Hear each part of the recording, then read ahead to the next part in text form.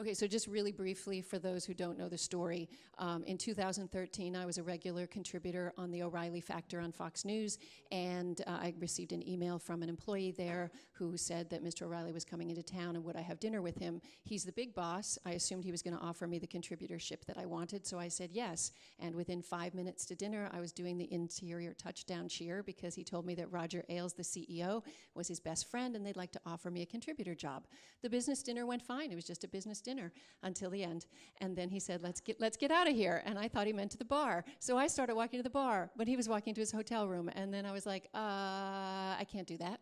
So, because I also learned that going back to the hotel room doesn't help either. So we went to the bar, had a drink. He was hostile. He never had me on the show again. It became my favorite cocktail party conversation. I didn't sue anybody. I had no claim. I didn't care. I came from 30 years of being acculturated as a career woman that you shrug your shoulders and move on and say that's just the way it is. And a very tenacious, young feminist New York Times reporter contacted me 4 years later and said, I have been watching old episodes of the show and see that you used to be on a lot and then you disappeared. She had found 30 women who'd been sexually harassed at Fox News. Every one of them who complained was removed from their jobs, forced to sign a gag order, never employed in the broadcast industry, in the media in New York again.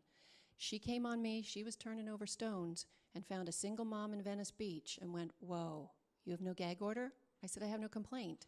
She's like, we need you to be the face of this story. I'm like, hell fucking no, are you kidding? There is no way. She spent 3 months hounding me while I interviewed every woman I knew, and every young woman said, of course you need to do this. And every woman over 40 said, no, they'll blackball you, don't ever do it. And so this reporter finally said, look, I'm going to be in LA on Tuesday morning. Will you please meet with me for coffee? I want to tell you about the other women personally. And I said, I'm going to be in Pilates. I do the Studio MDR there on Washington. And she's like, really? You do that Legree stuff? And she sidetracked me. Chick shows up on the reformer beside me. She flies in. She's like, you got to meet me for coffee. And so confidentially, she told me what was off the record that I cannot disclose to you, of those women who had signed, and egregious things happened to them. What happened to me was nothing. So she said, you need to be the face and the voice for all these women. So I did it.